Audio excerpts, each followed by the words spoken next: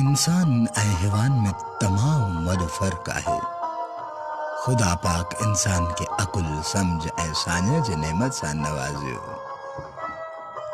ऐं हैवान खे उन्हीअ नेमत खां महरूम रखियो। ख़ुदा पाक इंसान खे वॾो शरफ़ ॾेई समूरी मख़लूक़ खां उतम करे ख़ल्क़ियो, जंहिंखे अशरफुल मख़लूक़ात पिणु सॾियो वञे थो। इंसान खे महदूद दायरे अंदरि कैस अख़्तियार पिणु ॾिनो। ज़िंदगी ऐं मौत ते संदसि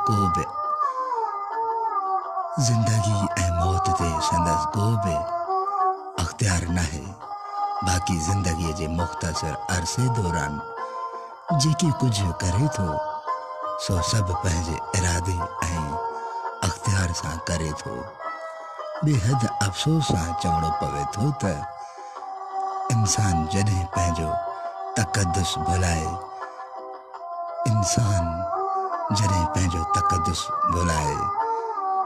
हैवाननि खां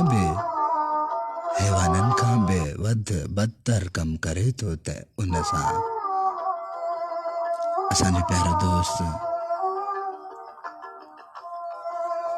असांजे लाइव प्रोग्राम में अची चुको आहे। अमजद अली साहब, मोस्ट वेलकम सर। तव्हां असांजे लाइव प्रोग्राम में अची चुका आहियो। असीं तव्हांखे दिलि सां भली ख़ैर चऊं था। मोहम्मद फारूक साहब असांजे प्रोग्राम में असांखे लंडन खां ॿुधी रहिया आहिनि। इरफान खान राहू जो बि असांजे प्रोग्राम में आहे। वहीद अली फ्राम नवाब शाह मां असांजे प्रोग्राम में असांखे कंटिन्यूअसली ॿुधी रहियो आहे। वाहिद कालाणी साहब फ्राम शदाद कोट मां असांजे लाइव प्रोग्राम में अची चुको आहे।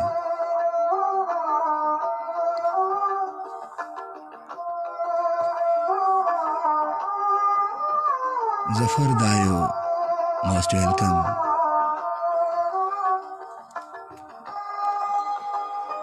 जी दोस्तों, जेके भी तव्हां असांखे जितां ई ॿुधी रहिया आहियो, तव्हां असांखे कमेंट कंदा हलो ताकि असीं अव्हांखे बाइनेम सुञाणे सघूं त असांजा दोस्त असांखे किथां खां ॿुधी रहिया आहिनि।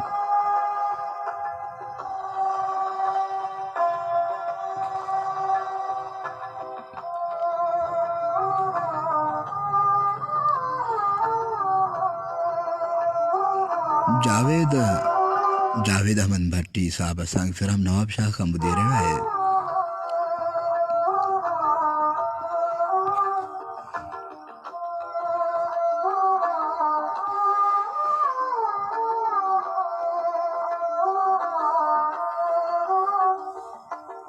वाजिद अली साहब असांजे प्रोग्राम में अची चुका आहिनि। अमजद अली लिखनि था great. Once again Amjad Ali लिखनि था त VIP। मीर ख़ान मंगसी असांखे गुलाब जा गुल मोकिलिनि था कमेंट में।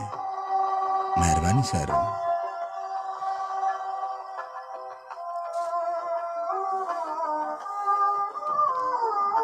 असांजो प्यारो दोस्त वाजिद साहब, मोस्ट वेलकम। तव्हां बि असांजे लाइव प्रोग्राम में अची चुका आहियो। जी दोस्तों, तव्हां कमेंट कंदा हलो ताकि असांखे ख़बर पवे त असांजा दोस्त असांखे किथां खां ॿुधी रहिया आहिनि।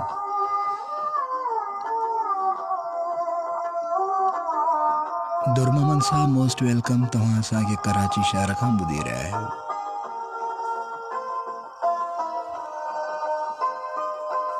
ॾिठो वञे त जानवरनि में बि शिनाख़्त थिए थी, पर अलाए छो अॼु जो इंसान अहिड़ो थी वियो आहे जो सभु लीका लताड़े छॾिया अथसि।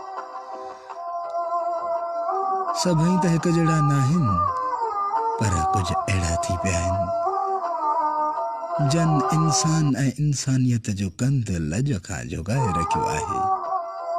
ज़िंदगी हिकु वॾे तोहफ़े तौरु मिलियल आहे।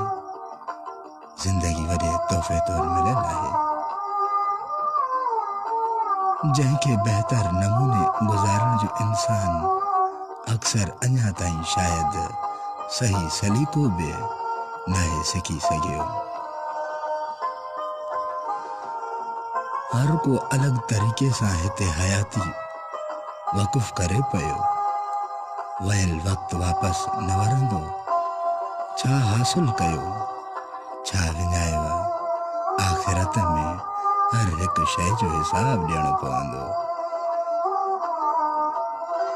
ज़िंदगी फना ऐं उहिदा आरज़ी आहिनि पर हिते इंसान ज़िंदगी ईअं बसर करे रहियो आहे ॼण हमेशह ईअं रहणो हुजे।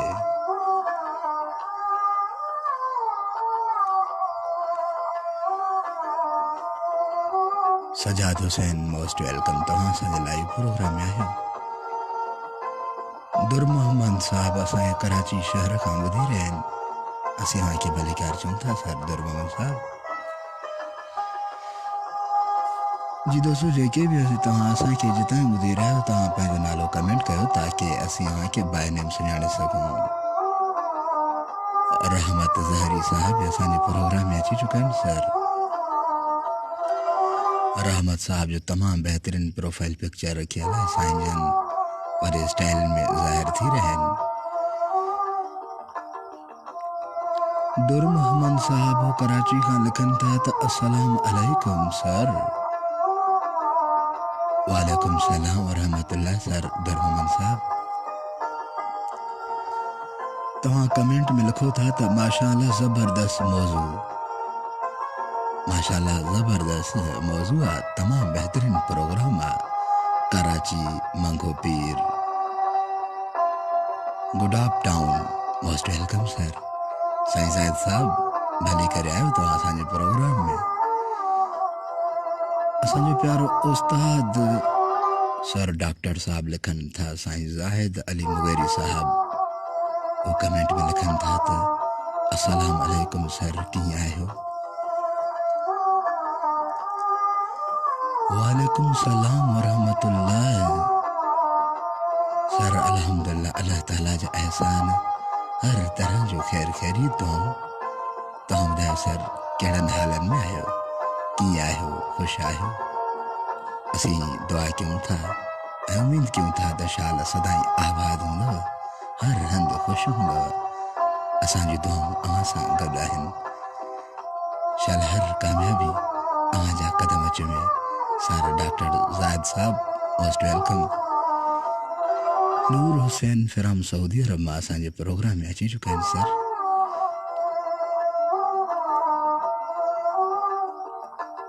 दुर मोहम्मद साहब लिखनि था त शुक्रिया सर यादि करण जी। तमाम दोस्तनि खे सलाम। वालेकुम सलाम वरहमतुल्लाह सर महिरबानी। तव्हांजा सलाम सर ज़ाहिद साहब वटि पहुची चुका आहिनि। आमिर हुसैन भी अव्हांखे ॿुधी रहियो आहे and Noor Hussain Mangsi from Saudi Arab खां। आमिर हुसैन असांखे ॿुधी रहियो आहे मोस्ट वेलकम। नूर हुसैन साहब लिखनि था त सऊदी अरब खां अस्सलाम अलैकुम वरहमतुल्लाह भा। वालेकुम सलाम वरहमतुल्लाह सर नूर हुसैन साहब मोस्ट वेलकम। तव्हां असांजे लाइव प्रोग्राम में अची चुका आहियो। तव्हां वधीक लिखियो आहे त नूर हुसैन मंगसी सऊदी अरब खां। महिरबानी सर तव्हां परदेस खां असांखे ॿुधी रहिया आहियो।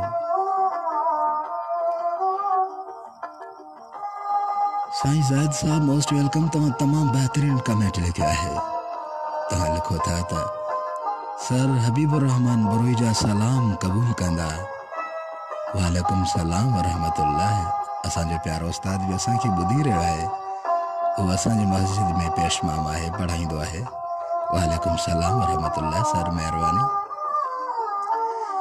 ऐं असांजा सलाम साईं जन खे बि क़बूल, असांजा सलाम ज़रूरु ॾिजो sir Zahid sahab most welcome. साईं हबीब रहमान के भी असीं भली कार चऊं था पंहिंजे लाइव प्रोग्राम में। साईं जन तमामु बेहतरीन मोहब्बती माण्हू आहिनि। शाल सदाईं आबाद हूंदो, हर हमेशा ख़ुशि हूंदो sir. Noor Hussain Mangsi and दुर मोहम्मद साहब भी असांजे लाइव प्रोग्राम में आहिनि। साईं ज़ाहिद साहब असीं ॿुधाए रहिया आहियूं त इंसान ऐं हैवान में तमामु वॾो फ़र्क़ु आहे। खुदा पाक इंसान खे अकुल सम्झ ऐं साञ जी नेमत सां नवाज़ियो ऐं हैवान खे उन ई नेमत खां महरूम रखियो। खुदा पाक इंसान खे वॾो शरफ़ ॾेई समूरी मखलूकात का उतम करे खल्क्यो जंहिंखे अशरफुल मखलूकात पिणु सॾियो वञे थो। असांजो प्यारो दोस्त दुरमामन ताहिरी साहब लिखनि था, सर कंबर जी मौसम कीअं आहे? कल्ह त बारिश हुई, कराची में रात बारिश हुई। सर तमाम बेहतरीन मौसम आहे कंबर जी मौसम चाहे क्लाइमेट केड़ो भी छो न हुजे, पर कंबर जा माण्हू तमाम घणो मज़बूत आहिनि सर। झोलन में, थधि में, सियारे में कंबर जा माण्हू पंहिंजे ख़ूबसूरत चेहरे ते हमेशह सुहिणी मुस्कुराहट रखंदा आहिनि सर। कंबर जो अवाम तमाम घणो स्ट्रॉन्ग एंड मज़बूत आहे। कंबर जे अवाम खे तव्हां पाण ॼाणे सघो था त असांजो प्यारो दोस्त नूर हुसैन साहब लिखनि था, वंस अगेन खुदा सलामत रखे भाउ, कुछ दुआऊं तव्हां कमेंट में मोकिले रहिया आहियो। सर अहमद नवाज़ साहब असांखे ॿुधी रहियो आहे। मोस्ट वेलकम सर अहमद नवाज़ साहब जी। दोस्तों जेके भी तव्हां असांखे जितां ॿुधी रहिया तव्हां कमेंट कंदा हलो ताकि असीं तव्हांखे बाय नेम सुञाणे सघूं। ऐं कुछ अहिड़ा दोस्त आहिनि लिकी असांखे ॿुधंदा आहिनि, न कमेंट ॾींदा आहिनि, न ई लाइक ॾींदा आहिनि। It's okay, no problem dear. जेकॾहिं तव्हां पंहिंजो नालो कमेंट कंदव त तव्हांखे असीं बाय नेम सुञाणे सघंदासीं।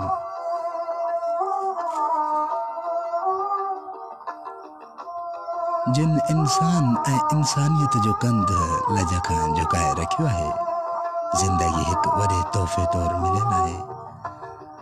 ज़िंदगी हिकु वॾे तोहफ़े तौरु मिलियल आहे, जंहिंखे बहितर नमूने गुज़ारण जो इंसान अक्सर अञा ताईं शायदि सही सलीक़ो बि नाहे सिखी सघियो। हर को अलॻि तरीक़े सां हिते हयाती वक़ुफ़ करे पियो।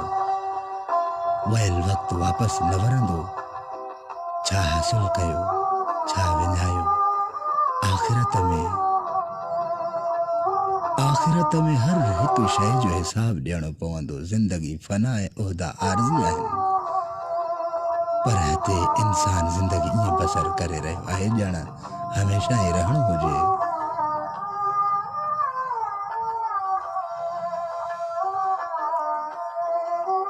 असांजो प्यारो दोस्त नूर हुसैन साहब लिखनि था, मां पाकिस्तान कश्मीर ज़िले ऐत कंदवे तालुक तंगवाणी ॻोठ हाजी कमाल ख़ान मंगसी ईसबाणी।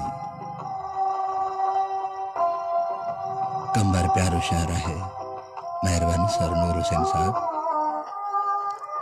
हिन वक़्तु तव्हां असांखे परदेस खां ॿुधी रहिया आहियो। परदेस जा माण्हू तमामु स्ट्रॉन्ग हूंदा आहिनि माशा अल्लाह। हू कहिड़े बि हाल में हूंदा आहिनि। जॾहिं घर ॻाल्हाईंदा आहिनि त हू चवंदा आहिनि बाबा साईं असीं ख़ुशि आहियूं अल्हम्दुलिल्लाह। सर दुरमोहन साहब लिखनि था त बिल्कुलु ज़बरदस्त कंबर आहे सर। महिरबानी सर दुरमोहन साहब।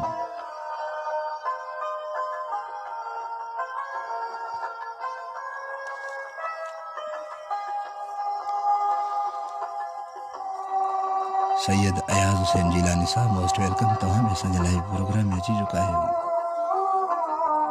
सर दुरमोहन साहब असांजो आवाज़ अव्हां ताईं कीअं अची रहियो आहे? तव्हां कमेंट करे असांखे ॿुधायो त असीं वधीक हिन में कुझु इम्प्रूवमेंट आणियूं।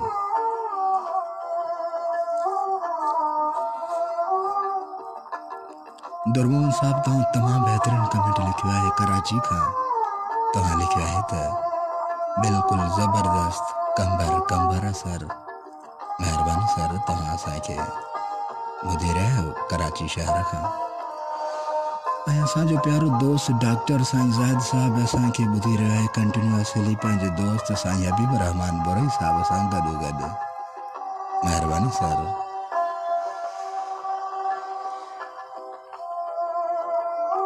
साईं ज़ाहिद साहब लिखनि था त इंसान ऐं हैवान जे दरमियान फ़र्क़ु कंदड़ शयुनि सां ॿोली हिकु अहम शइ आहे। इंसान ऐं हैवान जे दरमियान फ़र्क़ु कंदड़ शयुनि मां ॿोली हिकु अहम शइ आहे। उन करे इंसान के हैवान नातिक सॾे वञे थो। महिरबानी सर साईं ज़ाहिद साहब, तव्हां तमामु बहितरीन कमेंट लिखियो आहे। तव्हांजे कमेंट में प्यार, मोहब्बत, चाहत, इश्क ऐं गॾोगॾु सम्झाइणी बि आहे। महिरबानी साईं ज़ाहिद साहब।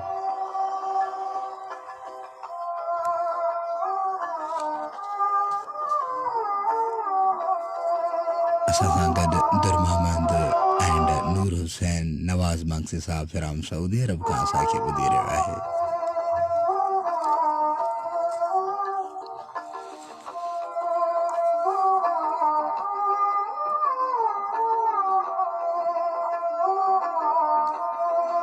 फ़क़ति यादूं ई रहिजी वञनि थियूं। जॾहिं नंढड़ा हुआसीं त वॾो थियण जी ख़्वाहिश हूंदी हुई, पर हाणे ख़बर पई त अधूरा होमवर्क ऐं टुटल रांदीका बहितर हुआ। साईं ज़ाहिद साहब, यादूं ई रहिजी वञनि थियूं। जॾहिं नंढड़ा हुआसीं त वॾो थियण जी ख़्वाहिश हूंदी हुई, पर हाणे ख़बर पई त अधूरा होमवर्क ऐं टुटल रांदीका बहितर हुआ।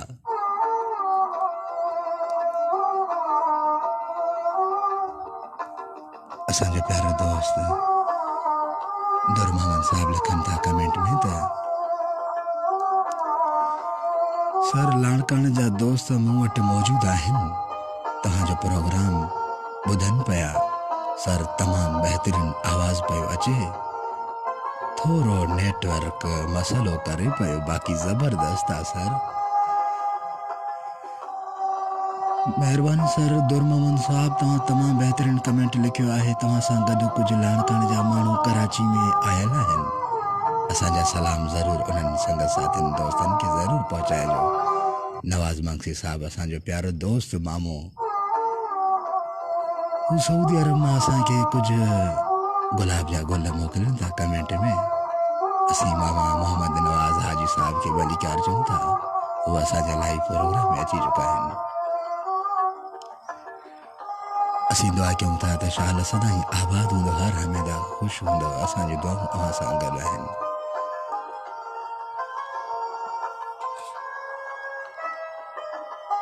मोहम्मद कासिम गोपांग साहब असांखे ॿुधी रहियो आहे कंबर खां। सुल्तान अहमद गोपांग साहब असांजे प्रोग्राम में आहे ऐं ॿिया कुझु काफ़ी दोस्त बि आहिनि।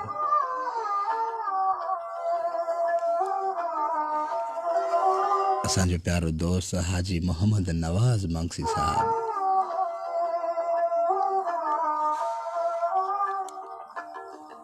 मामा जानी जेके बि दोस्त अव्हां सां गॾु ॿुधी रहिया आहिनि, सॼी संगत खे, सभिनी भाइरनि खे असांजा सलाम। रईस कुर्बान मंगसी फिराम कराची खां असांखे ॿुधी रहियो आहे। नज़ीर खान भुट्टो, अब्दुल गनी, रियाज़ अली, सलीम मंगसी, मोहम्मद अयूब साहब असांजे प्रोग्राम में आहिनि। आफ्ताब अहमद अबड़ो फिराम नसीराबाद खां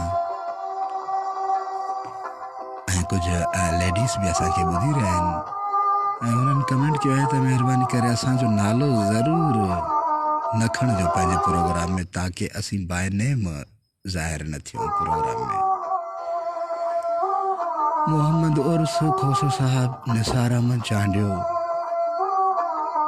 जावेद साहब असांजे प्रोग्राम में आहिनि। सिराज अहमद वगण साहब।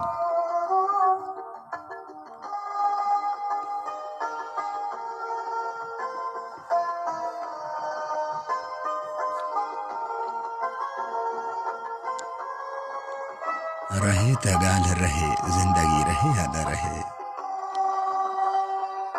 रहे त ॻाल्हि रहे, ज़िंदगी रहे या न रहे।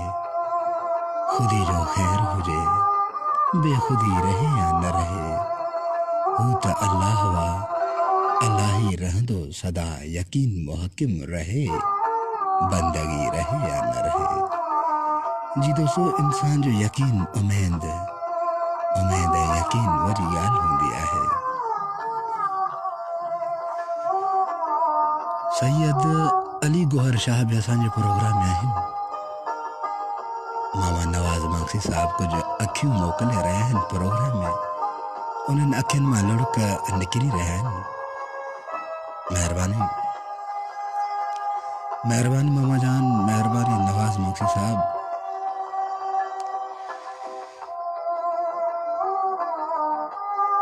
दुर मोहम्मद साहब कराची खां मैसेज लिखनि था त सर तव्हांखे बेसलाम लाणकाणे जे दोस्तनि जे तरफ़ां ख़ुशि रहो हमेशा।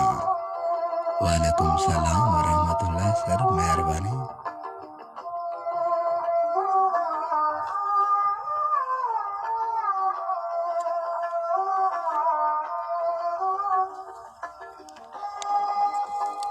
असांजा दोस्त कुछ परदेस खां ॿुधी रहिया आहिनि। परदेस जा माण्हू तमामु मज़बूत हूंदा आहिनि। हू कहिड़े बि हाल में रहंदा आहिनि। जॾहिं घर ॾे ॻाल्हाईंदा आहिनि पंहिंजे वालिदेन सां, पंहिंजे अमर सां, त हू चवंदा आहिनि असीं ख़ुशि आहियूं बाबा। चाहे हू उस ते रहनि, थधि हुजे, गरम हवाऊं हुजनि, झोला हुजनि, पोइ बि हू चवंदा आहिनि असीं ख़ुशि आहियूं। असीं पंहिंजे हिन मौज़ू खे अॻिते वधाईंदे दुर मोहम्मद साहब असांखे ॿुधाईंदा हलूं त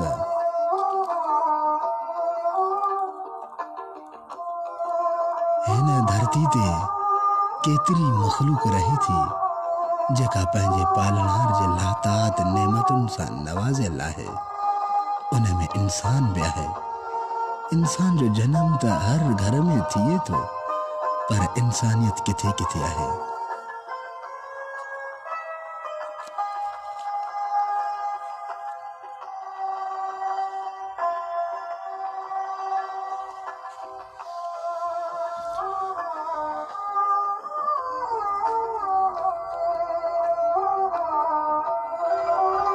बरकत चांडो साहब असांजे लाइव प्रोग्राम में अची चुको आहे। Most welcome sir.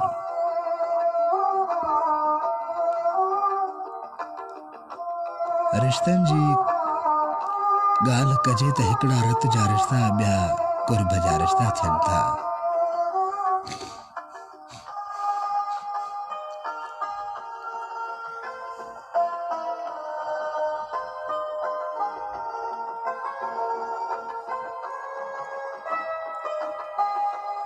सर दुर मोहम्मद साहब लिखनि था त सर माज़रत दोस्तनि सां थोरो मसरूफ़ आहियां। दुआ में याद सर, शुक्रिया, अल्लाह हाफ़िज़, महिरबानी सर। पंहिंजो ख़्यालु ज़रूरु रखिजो सर दुर मोहम्मद साहब। असीं दुआ कयूं था त शाल सदाईं आबाद हूंदो, हर हंधि ख़ुशि हूंदो।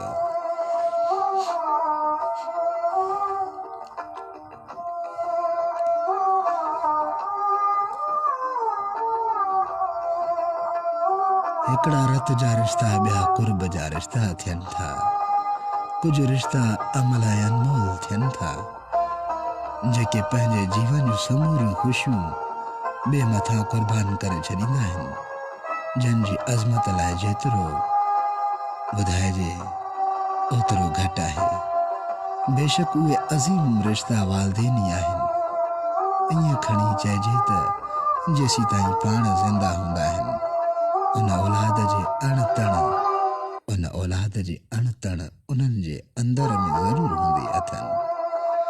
बाक़ी ॿिया रिश्ता बि आहिनि जिन सां बहितर तालुकात ऐं मुहबतूं आहिनि। उहे बि केतिरे हद ताईं सचा साबित थींदा आहिनि, पर किथे न किथे उन्हनि में अक्सर गर्ज़, मक़सद, लोभ, लालच लिकियल रहे थी।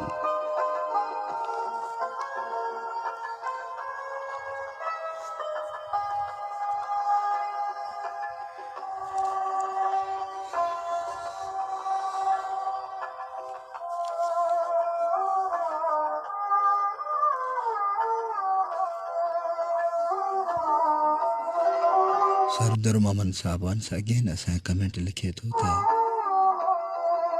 आमीन, शुक्रिया सर, अल्लाह हाफ़िज़, महिरबानी sir.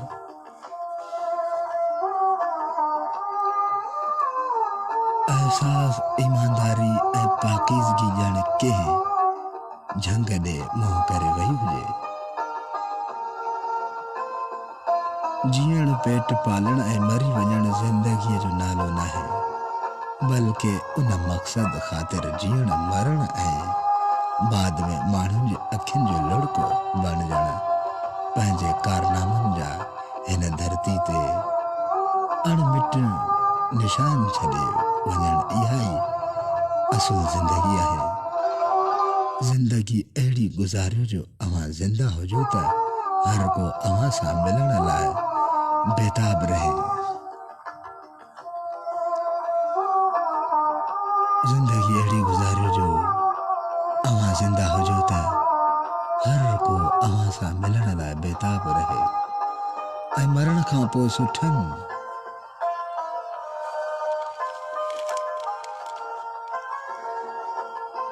Most welcome Niaz Ali Mangsi sahab from Saudi Arab खां असांजे लाइव प्रोग्राम में अची चुको आहे। सुठनि लफ़्ज़नि में यादि रखे, छो जो मौत जिस्म खे ईंदो आहे, किरदार खे न। उन करे चवंदा आहिनि त पंहिंजे ख़्यालनि जी हिफ़ाज़त करियो, छो जो उहे तव्हांजा लफ़्ज़ बणिजी वेंदा आहिनि। लफ़्ज़नि जी हिफ़ाज़त करियो, छो जो उहे तव्हांजा अमल बणिजी वेंदा आहिनि। अमलनि जी हिफ़ाज़त करियो, छो जो उहे तव्हांजो किरदार बणिजी वेंदा आहिनि। ऐं किरदार जी हिफ़ाज़त करियो, छो जो उहे तव्हांजी सुञाणप बणिजी वेंदा आहिनि। पर हिते असां सदियुनि खां सिर्फ़ु इबादतूं यादि रखियूं आहिनि ऐं हिदायतूं विसारे छॾियूं आहिनि।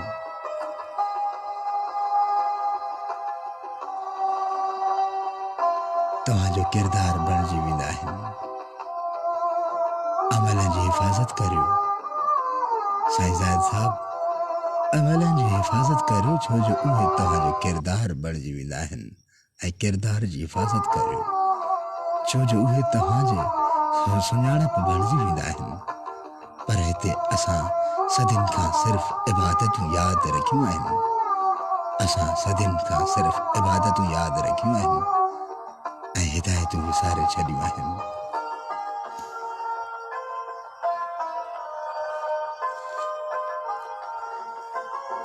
नियाज़ Ali Mangsi from Saudi Arab मां असांखे कमेंट में कुछ गुलाब जा गुल मोकिलिन था। महिरबानी नियाज़ अली मंगसी साहब।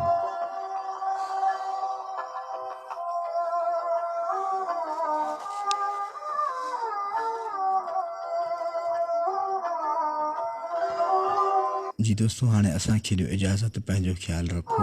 अल्लाह हाफ़िज़। ऐं जॾहिं बि तव्हां को रोड रस्तो क्रॉस कयो त दाएं बाएं ज़रूरु ॾिसंदा कयो, छो त अव्हांजी ज़िंदगी सां, अव्हांजी ख़ुशियुनि सां ॿियनि जूं ज़िंदगियूं, ॿियनि जूं ख़ुशियूं बि जुड़ियल आहिनि।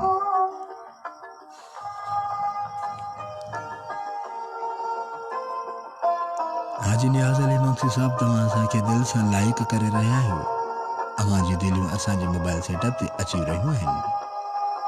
दुरममन साहब, बरकत चांडियो, नवाज़ मंगसी, साईं ज़ाहिद साहब बि असांखे ॿुधी रहियो आहे। नूर हुसैन, अहमद नवाज़ एंड आमिर हुसैन बि असांजे प्रोग्राम में आहिनि।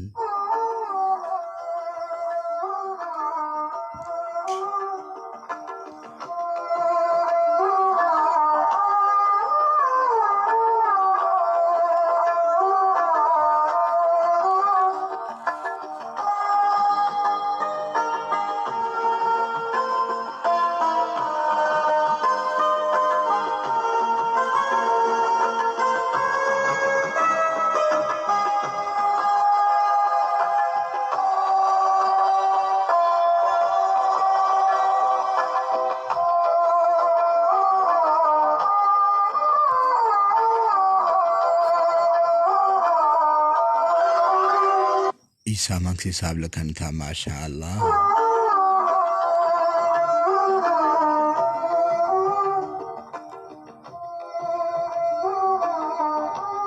ईसा बलोट साहब, असांजो प्रोग्राम पंहिंजे इख़्तिताम पज़ीर ते पहुची चुको आहे।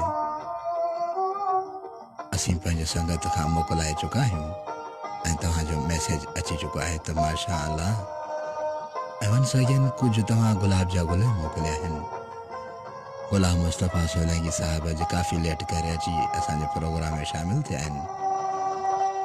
जी दोस्तों, इंशाअल्लाह ताला वरी अव्हां सां मिलंदासीं नेक्स्ट टाइम। पंहिंजो ख़्यालु रखो ऐं असीं दुआ कयूं था त शाला सदाईं आबाद हूंदव, हर हंधि ख़ुशि हूंदव, आबाद हूंदव, शाला हर कामयाबी अव्हांजा कदम चुमे।